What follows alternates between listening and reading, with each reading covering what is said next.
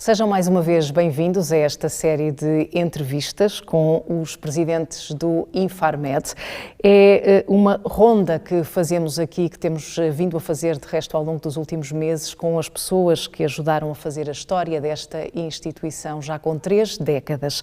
É exatamente esse o motivo desta iniciativa, o 30º aniversário do Infarmed, que se celebrou no passado 15 de janeiro. Tentamos, ao longo dos meses, trazer aqui todos os que dirigiram agora a Autoridade do Medicamento e Produtos de Saúde.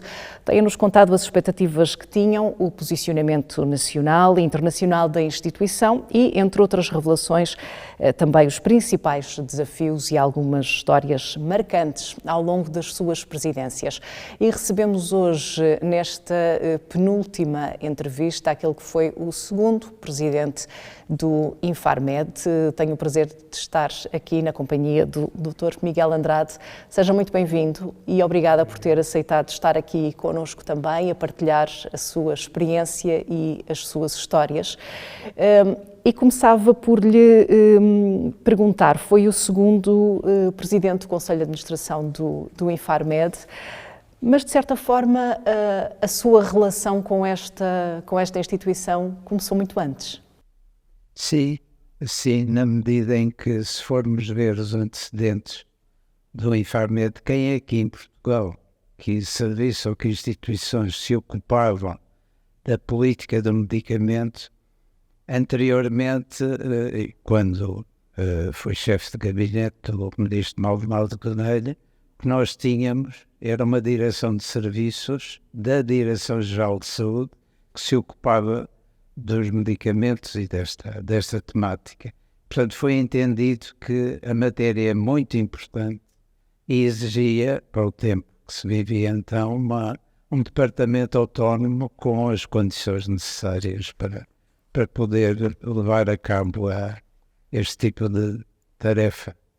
Portanto, estávamos em 1983. Outubro de 83, e o Departamento de Assuntos Farmacêuticos foi, no conjunto das remodelações que na altura se fizeram, as maiores de facto na saúde, não é o que agora se diz, nessa altura é que se fizeram de facto mudanças significativas, de que eu já darei um exemplo ou dois, e o departamento é criado em meados de 84. Tendo à frente o Sr. Marcolino dos Santos, que fez todo o percurso connosco no gabinete e que ajudou a preparar essa mudança.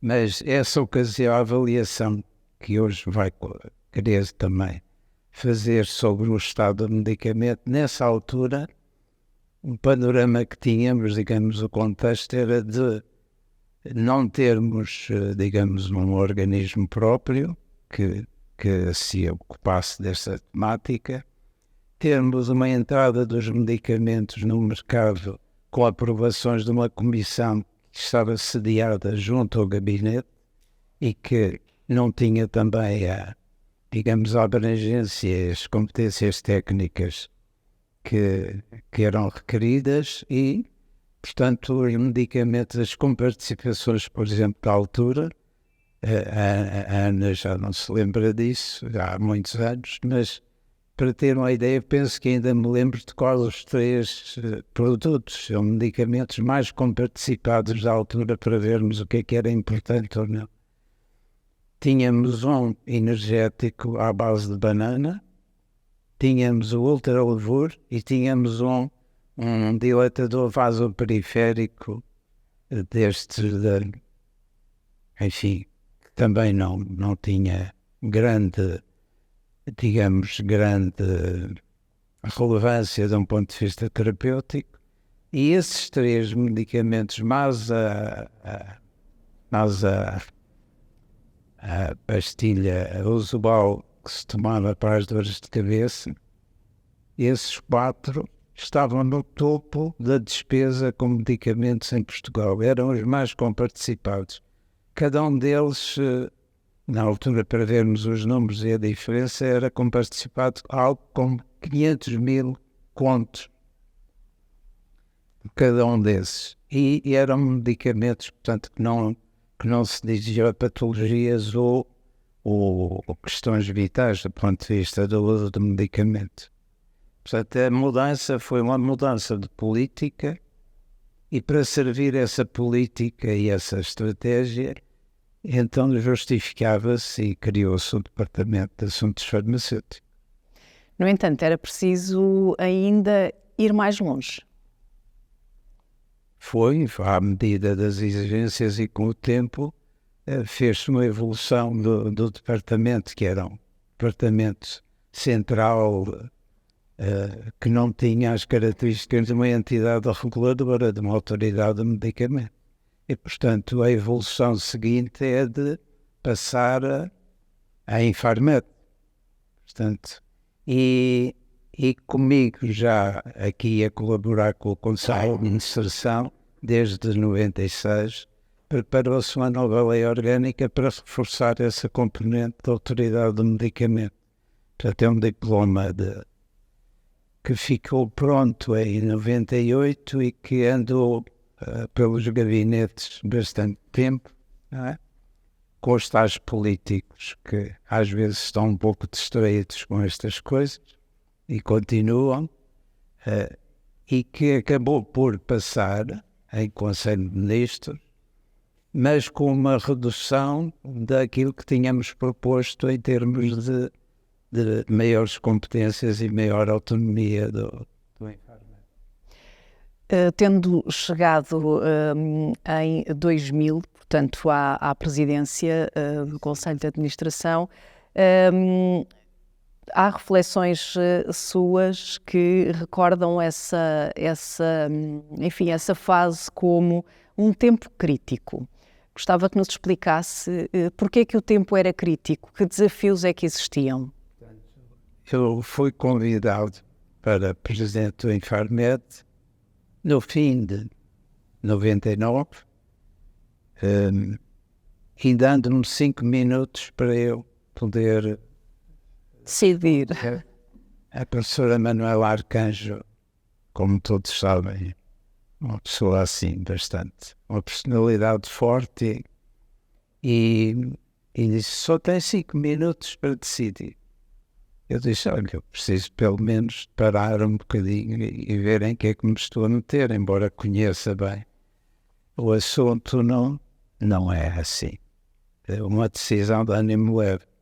Porque tinha a partir de janeiro a presidência da União Europeia, a nossa presidência portuguesa de 2000, do primeiro semestre. Portanto, isto a começar a 1 de janeiro, e o convite é-me feito a 29 ou 30 de dezembro. Portanto, estamos assim em cima dos acontecimentos, e por outro lado tinha que implementar a nova lei orgânica simultaneamente, ou seja, com mudanças no Infarmed profundas em simultâneo, com uma agenda pesadíssima do ponto de vista europeu. Portanto, era crítico não falharmos nem num aspecto nem no outro. E, portanto, não há uma coisa a que se tenha dado tempo. Olha, tem 3 meses para preparar e ver e pensar a equipa e preparar um programa. Não, tem 5 minutos para decidir e começar já na segunda-feira. E depois de ter dado o sim, que deu o sim, como é que foi o arranque? Importante, mas no sim que vem da minha disponibilidade sempre para desempenhar missões públicas. Não era a primeira, mas de facto estava muito relutante, porque tinha a consciência, tinha estado cá dentro, tinha colaborado com o Conselho de Administração, conhecia bem as dificuldades que a casa, porque o Infarmed passava, e nomeadamente em termos de recursos humanos e de outras áreas críticas, por exemplo, este edifício, este laboratório, o caso da inspeção. Portanto, havia dossiês a exigir uma atenção muito grande e que era crítica no tempo também. Para ter uma ideia, se nós não tivéssemos intervido a tempo, por exemplo, no caso da reestruturação da inspeção, Portugal, pura e simplesmente, era afastado dessa rede europeia e mundial de inspeções, deixava de poder, por exemplo, ir avaliar um laboratório qualquer na Europa ou na China ou nos Estados Unidos. Portanto, era muito crítico. Estávamos numa posição de falta de recursos E muita coisa a acontecer ao mesmo tempo. e com estes encargos todos. Portanto, era preciso fazer andar isto e havendo os problemas difíceis. Mas como é que se sentiu depois de abraçar o desafio? O que é que pensou na altura? No que é que me fui meter? Sim, naturalmente. Foi um período muito intenso.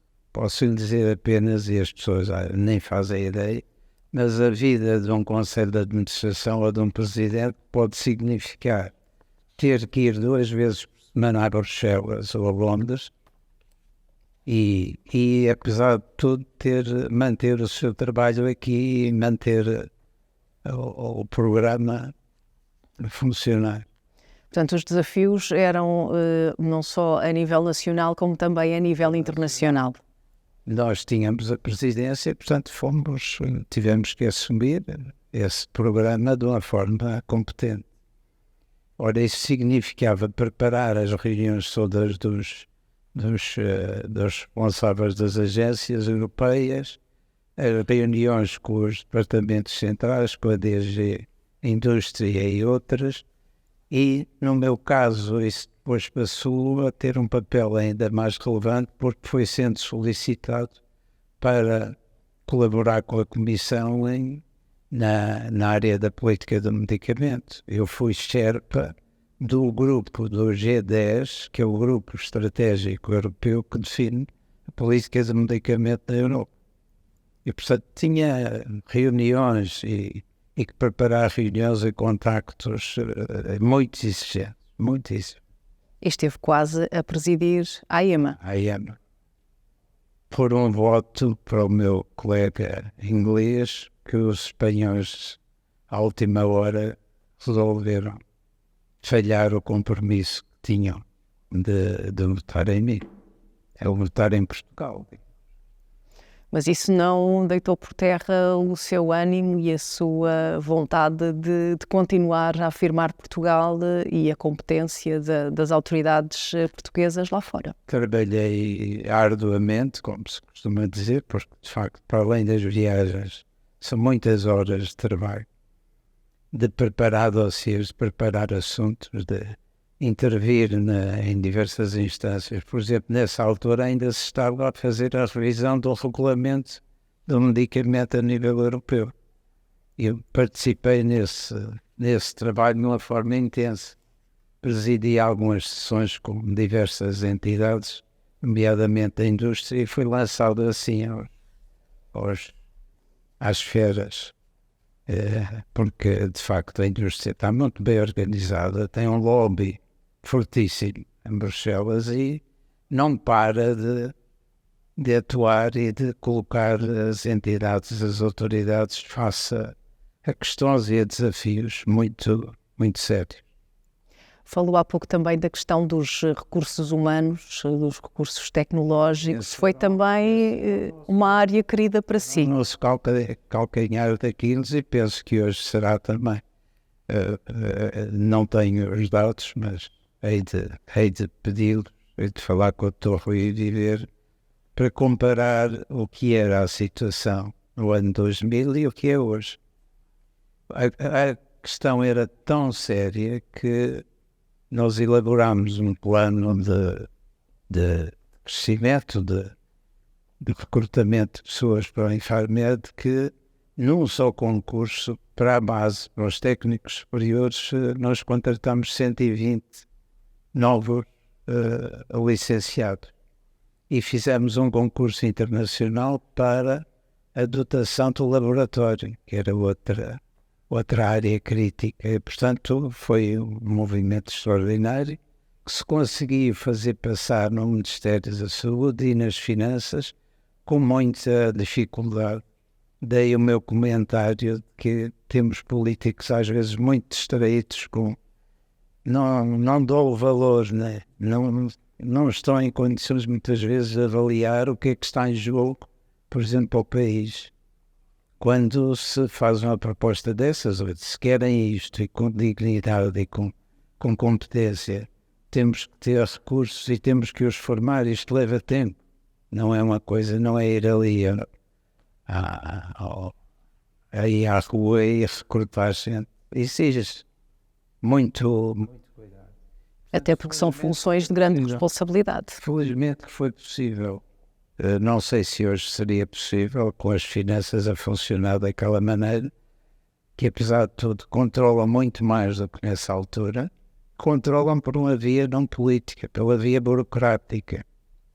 Tem que submeter, tem que esperar, tem que voltar a fazer os pedidos e as instituições vêm-se aflitas. Veja-se os hospitais, não é fácil. Acha que essa via burocrática é uma entropia? É, claramente, e é altamente prejudicial para o país. Espero que agora, com este processo ao Primeiro-Ministro, as pessoas percebam de uma vez por todas que não é possível governar bem em nenhuma causa, esta ou o governo, outra instituição, quando o que domina é a burocracia.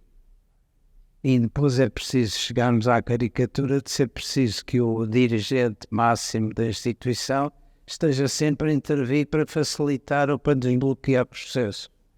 Isso é o que acontece na administração pública portuguesa. Apesar do simplex e para além do simplex, ou se atalha bem esta questão, então estamos sempre com problemas sérios. Muito sérios. De governo, de possibilidade de governo. Essa é a minha reflexão, que já era desse tempo e que se mantém e cada vez mais crítica, porque de facto é impossível. E era isso mesmo que ia comentar. De facto, já quando esteve cá em 2000, fez essa avaliação. Há 10 anos voltou a reafirmá-la e hoje aqui nos 30 anos do Infarmed insiste. E ainda bem que há este escândalo público todo, porque as pessoas em Portugal não se apercebem ou não se querem aperceber de que o que está em jogo é a forma como nós nos governamos. As regras, a confiança, as formas de avaliação. Porque é que eu hei de ter antes tantos mecanismos de controle quando posso, a posteriori, fazer uma auditoria, fazer uma inspeção e ter as coisas controladas em vez de criar dificuldades em dificuldades e depois vir acusar quem decidir em extremo, por exemplo, numa adjudicação direta de qualquer coisa, dizer, isso é um favor que está a fazer a alguém porque tinha que ser por concurso. Experimente fazer isso no ano, executar um orçamento, mesmo do Infarmed, todo executadinho como deve ser, respeitando aquelas regras estritas. E não é possível. Não era, nem é, e portanto estamos a assistir ao extrator, digamos, crítico dessa cultura, Tem sido também uma tónica dominante nas conversas que temos aqui ao longo destes meses, também o facto de, ao dia de hoje, o Infarmed ainda não ter um verdadeiro peso de uma entidade reguladora. Também é da opinião que é mais uma distração dos nossos políticos. Claramente, como têm dificuldades em lidar com a independência das instituições e em respeitar os altos dirigentes da administração pública, escondam-se em pequenos subterfúgios. Aliás, às vezes da redação de um artigo da lei orgânica, como foi o caso, de maneira que essas instituições não têm a autoridade, a independência e a responsabilidade também perante terceiros que se justificava terem. Isto não é um assunto trivial, um medicamento, é um dos elementos mais essenciais do sistema de saúde. É crítico em termos de prestarmos ou não prestarmos cuidados de saúde em boas condições. E quando não se tem autonomia, quando não se tem independência, muitas vezes as decisões, sofrem, esperam, etc. Portanto, eu nesse tempo fiz um acordo com o secretário de Estado, com o Dr. Francisco. Como é que é o secretário de Estado da Saúde? Francisco Ramos. Francisco Ramos, que nós, sobre este assunto, por exemplo, nós no Infarmed não atrasávamos processos, cumpríamos os prazos e o que tinha que ver, por exemplo, com comparticipações ia para o gabinete. Ele é que fazia de mal da fita, como se dizia. Ou seja, está no meu gabinete, estamos a apreciar. E o Infarmed não era questionado permanentemente não estar a cumprir prazos, não estar a permitir o acesso dos cidadãos a certos medicamentos. Portanto, é um assunto importante, politicamente falando, e não só. Portanto, se não se tem esses mecanismos, se não há esse entendimento, acaba por se ter situações como a que eu encontrei, conhecia, de muitos atrasos nas introduções no mercado, nas AMs, como nas decisões sobre comparticipações. E isso tinha a ver com todo este ambiente. Voltando um bocadinho atrás, falou há pouco da questão das alterações à política do medicamento que foram levadas para a frente na sua altura. Que alterações foram essas? O que é que mexeu ali em relação a... Houve muita coisa a mudar. Mas a mais importante, aquela que é relevante para o cidadão, é os critérios para a comparticipação de medicamentos. Como lhe disse, na altura tínhamos como mais comparticipados o Ultralavor, o Idergine,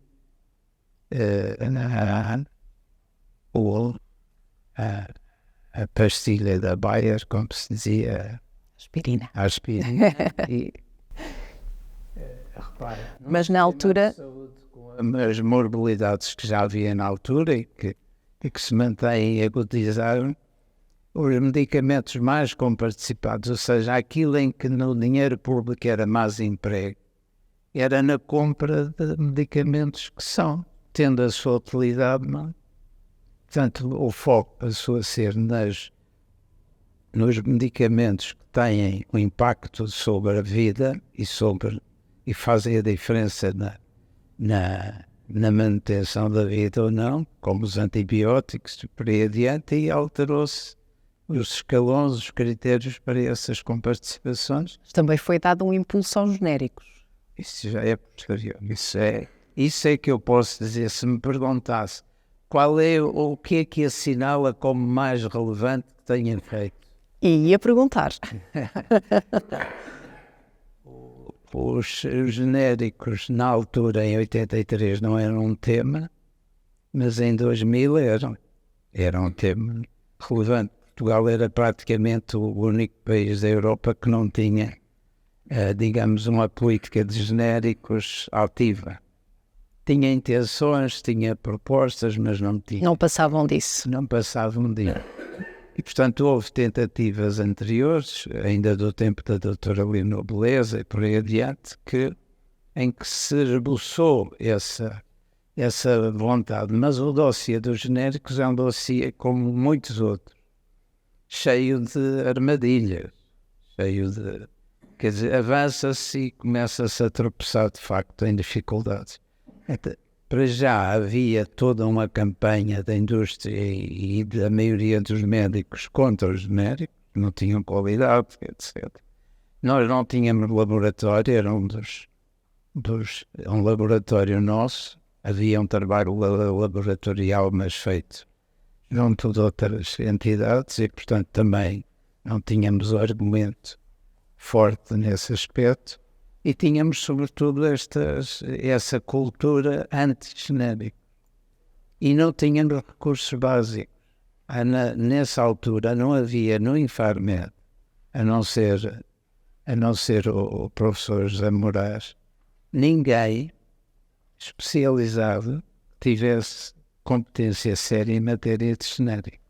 e foi com o professor José Moraes e com 2 assistentes do professor José Moraes que nós começámos a criar o primeiro embrião técnico-científico no Infarmed. Portanto, era fulcral e continua a ser termos genéricos em Portugal, e não só para, como se costuma dizer, para justificar que é para termos dinheiro para pagar a inovação. Não, os genéricos em si mesmo são, digamos, medicamentos com a mesma qualidade, com a mesma eficácia, com a mesma segurança, que nos custam muitíssimo menos e que, portanto, é obrigação do poder público ou dos poderes públicos promoverem um bem, o acesso a um bem com essas características. E ainda bem que mas foi praticamente insultado por muita gente. Se eu dava à minha família os genéricos, se eu tomava genéricos, assim, até na farmácia, em qualquer sítio. Porque, de facto, havia uma campanha fortíssima, e continua a haver. A Ana continua hoje a ouvir médicos a pôr dúvidas sobre a qualidade dos genéricos. Se não é por uma razão, é por outra. Mas o uso, de certa forma, já está mais banalizado. Neste momento estamos nos 50%. A nossa meta era chegarmos, como os países nórdicos, aos 70%, 75%. Porque, de facto, hoje tem medicamentos genéricos em todas as áreas terapêuticas. Houve também uma reorganização da farmácia hospitalar. Eu vou apontar aqui uma coisa que nunca saiu, felizmente nunca saiu para fora dos nossos muros. Estamos no sítio certo.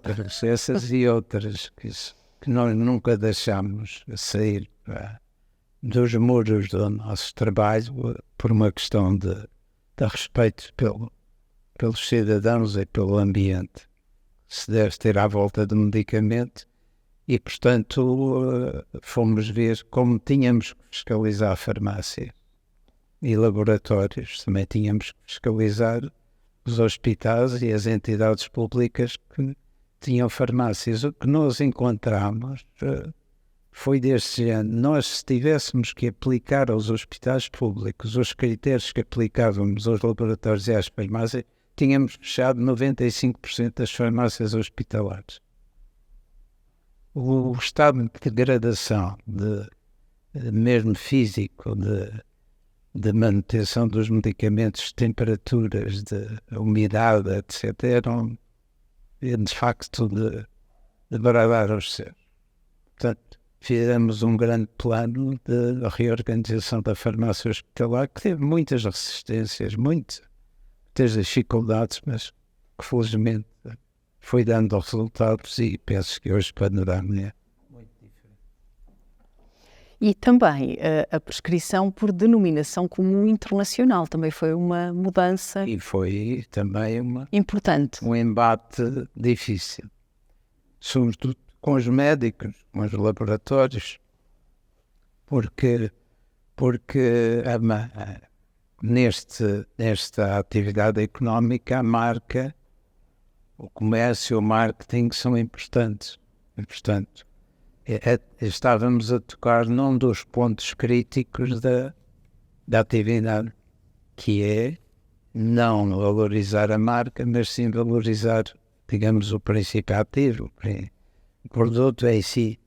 E isso levantou imensas dificuldades. Mas já que pergunto isso, Ana, com certeza que viu que aquilo que nós levámos a cabo, e o tal crítico também tem a ver com isto, foi a execução de uma verdadeira política de medicamento. Primeiro, prepará-la.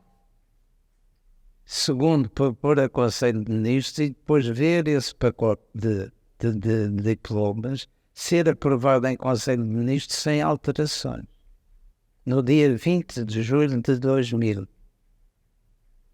Foi a Conselho de Ministros, todo esse pacote tinha os genéricos, a prescrição por princípio ativo, a reorganização da farmácia hospitalar, enfim, são 10 medidas, e as embalagens, a dimensão das embalagens, portanto, foram 10 medidas de política que foram preparadas pelo Infarmed, com consentimento e autorização da senhora Ministra, a quem eu perguntei se a senhora nos dava o programa das medidas de política ou se nos permitia pegar no programa de governo e tirar daí. Fazer os ajustes. E fazer os ajustes. Eu desafio, como é interessado nestes assuntos, por favor, pesquise o programa daquele governo constitucional, veja o que lá está dito e veja as 10 medidas de política que foram aprovadas nesse Conselho de Ministros. E penso que perceberá quão crítico e quão, digamos, pertinente para aquela afirmação de que os nossos políticos andam distraídos. Porque são. É passar de desejos e de coisinhas para diplomas feitos por técnicos, discutidos com todos os parceiros do setor. Nós tínhamos aqui 10 grupos em simultâneo a trabalhar. Cada uma das medidas tinha um grupo de trabalho em que estavam o Infarmed e estavam outras entidades públicas e estava a indústria, estavam as farmácias. Por isso é que considera, como disse no início desta conversa, que a verdadeira revolução no Serviço Nacional de Saúde aconteceu nessa altura, com essas mudanças todas. A sério, com participação efetiva dos interessados, que é fundamental em política, é que os interessados possam dizer de sua justiça e defender os seus interesses com legitimidade e serem tidos em conta nas soluções que se desenham. Senão as leis não se aplicam, a conflitualidade é imensa e perdem-se oportunidades. Se a Ana perguntar aos stakeholders da altura, que estão no Conselho Consultivo do Infarmed, como é que viveram essa mudança e até que ponto foi ou não importante, penso que encontrará muita informação interessante para perceber a história destes 20 anos. E já não temos muito tempo, mas gostava de lhe perguntar como é que sentiu essa resistência,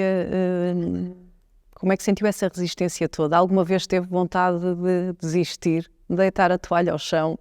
Sem dúvida. É muito...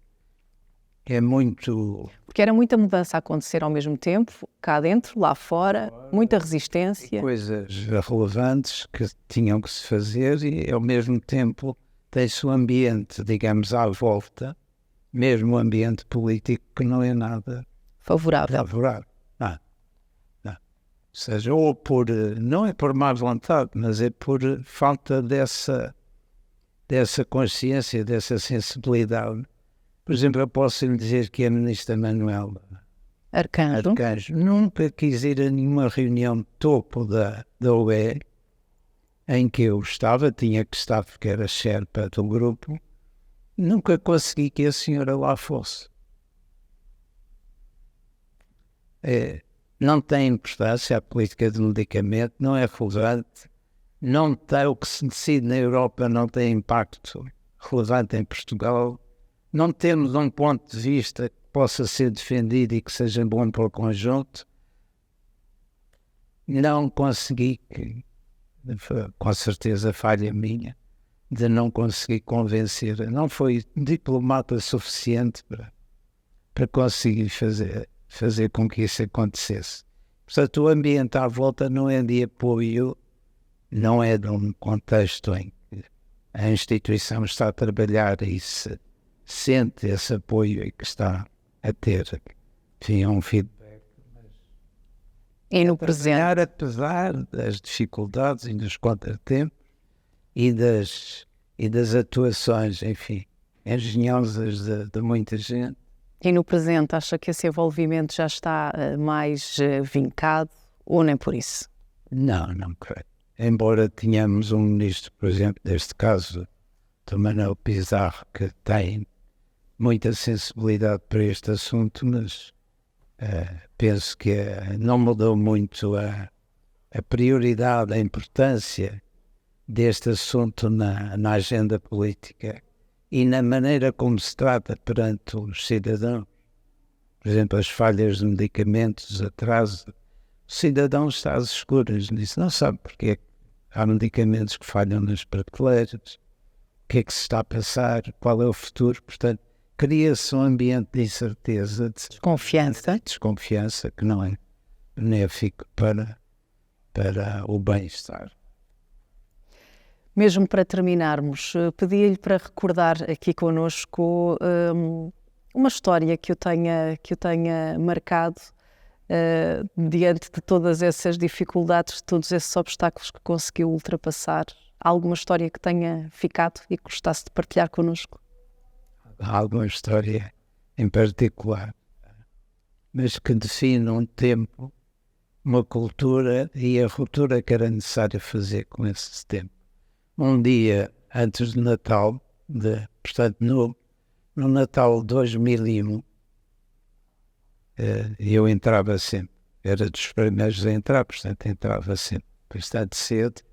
Já às 8 da manhã, toda aquela hall de entrada no Infarmed estava cheia de caixotes, embalagens de todos os tamanhos, com fitas e fitinhas, cheio.